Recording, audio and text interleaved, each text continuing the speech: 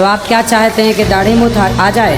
नहीं, आनी चाहिए, सबके आती हैं क्योंकि वो सबके आती है इसलिए कि जी। सब मनुष्य हैं। जी गुरु राम के नहीं आती क्योंकि वो भगवान हैं। जी गुरु भगवान है ना, जी गुरु जी वो सदा जवान रहते हैं, सुंदर रहते जी। हैं। दाढ़ी मूछ भगवान की नहीं होती। जी। भगवान तो हम गुरु जी इंसान हैं। ब्रह्मा जी को तो दाढ़ी मूछ थी, वो भी तो भगवान थे। नहीं, ब्रह्मा जी भगवान नहीं हैं। ब्रह्मा जी जी। भगवान की कोटि में नहीं आते, क्यों क्यों नहीं आते गुरु जी? क्योंकि ब्रह्मा जी भगवान के पुत्र हैं ना बेटा। भगवान देवी महाभाग विष्णु तुम्ही से प्रकट हुए हैं, तो उनके बाद उत्पन्न होने वाले ब्रह्मा भी तुम्हारे ही बालक हुए। फिर मैं तमोगुणी लीला करने वाला शंकर क्या तुम्हारी संतान नहीं हुआ? ये कंसेप्ट यहाँ से क्लियर हो गया।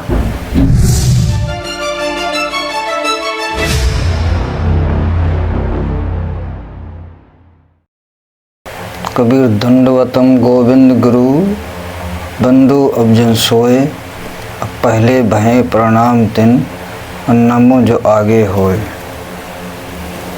नमस्कार साहेब, राम राम।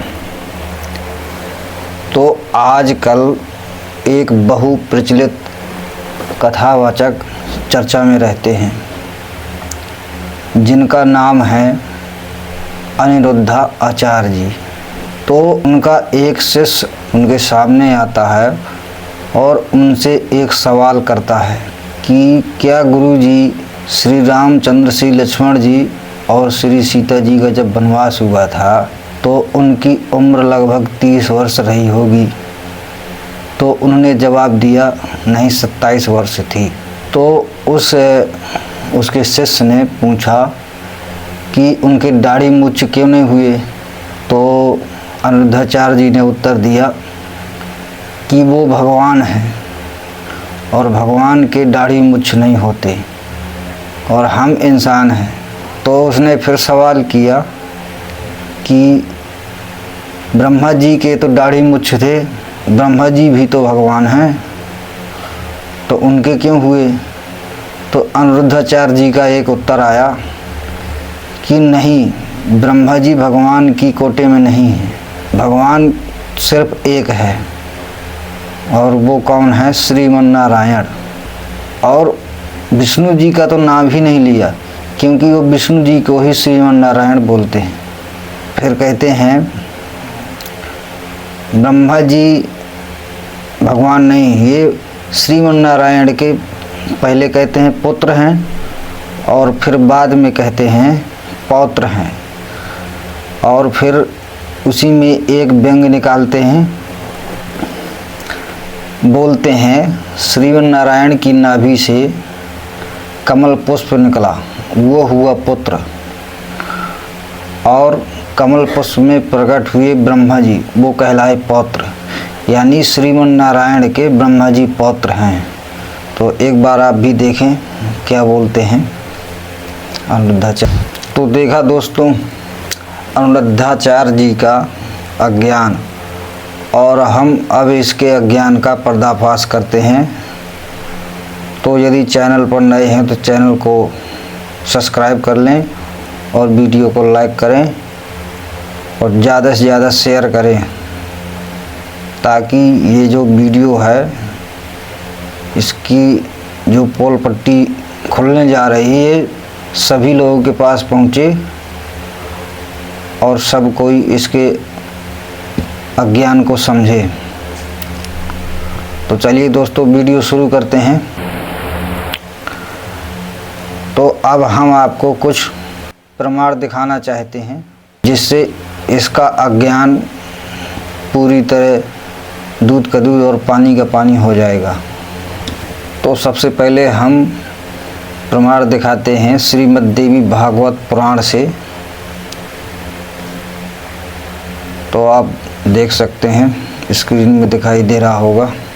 तो आप भी मिला सकते हैं, आपके घर में जो देवी पुराण रखी हो तो आप उससे मिला सकते हैं। मैं आपको पढ़ के भी सुना रहा हूँ। तो ये है श्रीमद् देवी भागवत पुराण, गीता प्रेस गोरखपुर से प्रकाशित है और इसके संपादक श्री हनुमान प्रसाद पोद्दार और चिमनलाल गोस्वामी। स्कंद 3 अध्याय 5 पृष्ठ नंबर 123। तो यहाँ भगवान शंकर, भगवान ब्रह्मा तथा भगवान विष्णु स्वयं को माता से उत्पन्न हुआ बता रहे हैं। तो आप देख सकते हैं यहाँ पे विष्णु जी ने माता की स्तुति करते हुए कहा, मैं ब्रह्मा और शंकर हम सभी तुम्हारी कृपा से ही विद्यमान हैं। हमारा आविर्भाव अर्थात जन्म और तिरोभाव हुआ करता अर्थात मृत्यु, हमारे तो जन्म और मृत्यु होते हैं। केवल तुम ही नित्य हो, जगत जननी हो, प्रकृति और सनातनी देवी हो। यानी वो अपने आप को विष्णु जी तीनों देवताओं सहित बता रहे हैं कि हमारे तो जन्म और मृत्यु होते हैं, हम अविनाशी नहीं है, केवल आप ही नित्य हो। और ये अनिरुद्धाचार्य जी बोल रहे हैं कि ये भगवान नारायण है और ब्रह्मा जी इनके पौत्र हैं। और यहाँ पे ये स्पष्ट हो रहा है कि दुर्गा जी से ये तीनों देवता उत्पन्न हुए और दुर्गा इनकी माता है। फिर शंकर जी ने बोला कि देवी महाभाग विष्णु तुम्ही से प्रकट हुए हैं, तो उनके बाद उत्पन्न होने वाले ब्रह्मा भी तुम्हारे ही बालक हुए। फिर मैं तमोगुणी लीला करने वाला शंकर क्या तुम्हारी संतान नहीं हुआ? ये कंसेप्ट यहाँ से क्लियर हो गया। अभी और आपको इसी देवी पुराण से प्रमाण दिखाते हैं। अनेकों जगह ब्रह्मा और विष्णु और शंकर अपने आप को दुर्गा से उत्पन्न हुआ बता रहे हैं। अब आप यहाँ पे देख सकते हैं 4 अध्याय में प्रश्न नंबर 266। भगवान विष्णु बोले, इस विषय में मैं बिल्कुल स्वतंत्र हूँ। मैं ही नहीं, ब्रह्मा, शंकर, इंद्र, अग्नि, यम, त्वष्टा, सूर्य एवं वरुण सभी स्वतंत्रता रहित हैं। यानी सभी दुर्गा के अधीन हैं, कोई भी स्वतंत्र नहीं है। यह संपूर्ण चराचर जगत योग माया के अधीन है। इससे स्पष्ट हुआ कि ये तीनों देवता दुर्गा से उत्पन्न हुए और उसी के अधीन में रहकर ये काम करते हैं। और ये अनिरुद्धाचार्य जी बोल रहे हैं कि ये पांचों देवता ब्रह्मा, विष्णु, शिव और दुर्गा, गणेश, ये सभी मिलकर एक बन जाते हैं और एक नारायण हो जाते हैं। इनके बारे में भी श्रीदेवी भागवत पुराण में स्पष्ट किया गया है। तो आप देख सकते हैं स्क्रीन में अध्याय नंबर 19।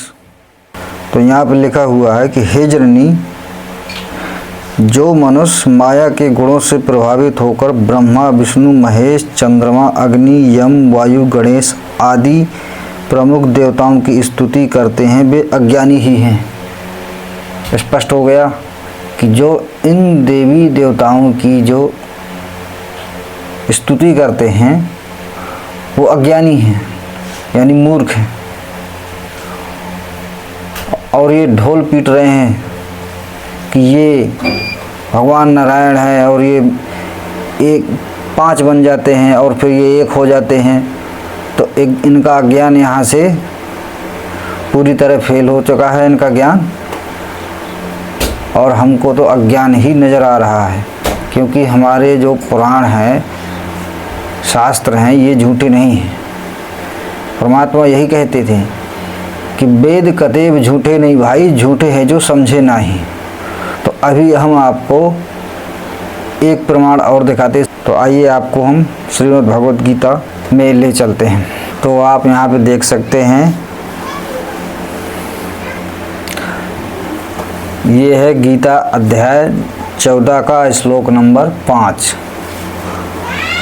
तो यहाँ पे लिखा हुआ है, गीता बोलने वाले प्रभु अर्जुन से कह रहे हैं, महाबाहो सत्वम रज तम इति प्रकृति संभवा गुणः अव्ययम देहिनाम देहि निबंधनति, यानी हे अर्जुन, सत्वम सद्गुण यानी विष्णु जी, रजोगुण यानी ब्रह्मा जी, तमः गुण यानी विष्णु जी, इति ये प्रकृति संभव यानी प्रकृति से उत्पन्न, गुणा माने तीनों गुण, अव्ययम यानी अविनाशी, देहिनम माने जीव आत्मा को, देहे माने शरीर में, निबंधनति यानी ये दुर्गा देवी से उत्पन्न हुए तीनों गुण ब्रह्मा विष्णु और शिव जीव आत्मा को शरीर में बांधते हैं। स्पष्ट हुआ कि ये तीनों देवता देवी जी से, दुर्गा जी से उत्पन्न हुए, प्रकृति जिसको प्रकृति भी बोलते हैं, जगत जननी भी बोलते हैं, इसको त्रिदेव जननी भी बोलते हैं, क्योंकि इन तीनों देवताओं की माँ है। और आपको हम फिर से उसी देवी भागवत पुराण में ले चलते हैं। वहाँ पे इनका क्या काम है, काम के विषय में बताया गया है, क्योंकि ये तीनों देवता अपने अपना कार्य करते हैं, सृष्टि स्थिति और संहार, इनका 3 काम हैं। तो वहाँ से आपको ये प्रमाण दिखाते हैं, जैसा कि आपने गीता में देखा, अब आपको पुनः उसी देवी भागवत पुराण में दिखाते हैं। तो ये है श्रीमद् देवी भागवत पुराण। तो ये अध्याय नंबर 5वां और पृष्ठ नंबर 352। तो यहाँ पर लिखा हुआ है, हमारा यही निश्चय है कि इस विश्व की रचना करने का श्रेय केवल तुम्ही को है। ब्रह्मा सृष्टि करते हैं, विष्णु पालन करते हैं और रुद्र संहार में संलग्न रहते हैं। यह बात पुराण प्रसिद्ध है, किंतु क्या वे तीनों तुम्हारे पुत्र नहीं? क्योंकि युग के आदि में केवल तुम ही रहती हो, अतएव तुम ही सबकी माता सिद्ध हुई देवी। पूर्व काल में ब्रह्मा विष्णु और शंकर ने तुम्हारी आराधना की थी, तभी तुमने अपनी सर्वोत्कृष्ट शक्ति उन्हें प्रदान की और उसी शक्ति में संपन्न होकर वे जगत की सृष्टि स्थिति और संहार संबंधी कार्य में संलग्न रहते हैं। तो स्पष्ट हो गया कि ये 3 देवता हैं और दुर्गा इनकी माता है, और इनके जन्म और मृत्यु होते हैं। अब ये अविनाशी नहीं हैं। अब आप अपने शास्त्रों से खुद ही मिला सकते हैं, देख सकते हैं, क्योंकि आप भी एजुकेटेड हैं। अब वो समय नहीं रहा, अब आज हर किसी के पास शिक्षा है और हर किसी को अपने शास्त्रों को देखने का अधिकार है। आप देख सकते हैं, पढ़ भी सकते हैं। तो दोस्तों, ये थे हमारे धर्मगुरु कथावाचक श्री अनिरुद्धाचार्य जी। क्योंकि ये अपने ही शिष्यों के सवाल में अटक गए, जब इनको उत्तर देना नहीं आया तो ये हुआ भाई बकने लगे, कहने लगे, पहले कहता है ब्रह्मा नारायण का पुत्र है, फिर कहता है पौत्र है। इस तरह की ऊटपटांग बातों में उलझाकर उसको चुप करा दिया। उनके पास कोई ठोस प्रमाण नहीं है, ना कोई सबूत है और ना ये दे सकते हैं। यदि ये प्रमाण ऐसा दे देंगे तो इनकी पोल पट्टी खुल जाएगी और इनका जो धंधा चल रहा है ये बंद हो जाएगा। तो आप लोगों से प्रार्थना है, विशेष गुजारिश है कि आप अपने शास्त्रों को देखें और पढ़ें और खुद समझें। धरती पे इस समय संत रामपाल जी महाराज ही पूर्ण संत हैं और कोई नहीं है, और वही शास्त्र अनुकूल भक्ति बताते हैं। तो आप लोग उनके ज्ञान को समझें और शाम को 7:30 बजे साधना चैनल में सत्संग जरूर देखें और अपने जीवन का कल्याण करवाएं। मेरा उद्देश्य किसी की भावनाओं को ठेस पहुंचाने का नहीं है। मेरा उद्देश्य है कि आप सभी तक ये अनमोल ज्ञान पहुंचे और आप खुद अपने शास्त्रों को देखें और समझ सकें। यदि मेरी बातों से किसी को ठेस पहुंची हो तो मैं क्षमा चाहता हूं। तो दोस्तों, ऐसी ही वीडियो हम लाते रहेंगे और हम इन अज्ञानियों का पर्दाफाश करते रहेंगे। वीडियो को ज़्यादा से ज़्यादा शेयर ज़रूर करें। वीडियो देखने के लिए धन्यवाद। सत साहिब, राम राम, जय हिंद। Perfect.